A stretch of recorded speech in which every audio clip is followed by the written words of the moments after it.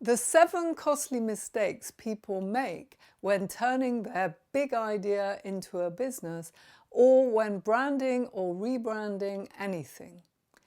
The 6th costly mistake is that people don't secure copyright from designers, developers, and others before engaging them to do work. During branding, designs will be created for your brand, including your logo.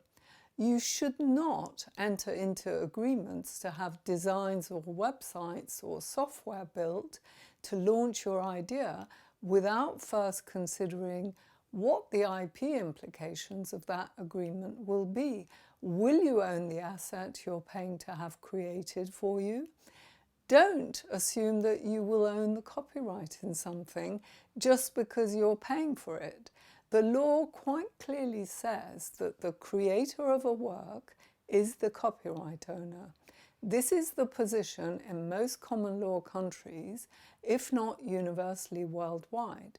The fact that you're paying for the work simply entitles you to use the work, for example, your logo, in your own business. It doesn't give you the copyright in it. Bear in mind that the way copyright and other IP rights work is that you can own something, like a book, say, without owning the copyright in it. In the same way, you can own your logo or website or software without owning the copyright in them.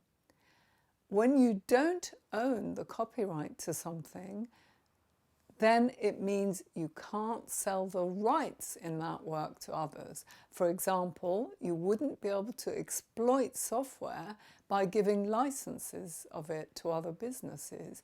Only the creator of the work would have such a right. So think about IP rights like copyright before you commission an agency or another third party to do work for you. IP is property just like land. As with physical property, there are formal legal rules governing their transfer. You will have a more valuable business if you own the IP rights in the works you have produced for you. When it comes to subcontracting, the best policy is better safe than sorry. This doesn't mean that you should assume an attitude of suspicion.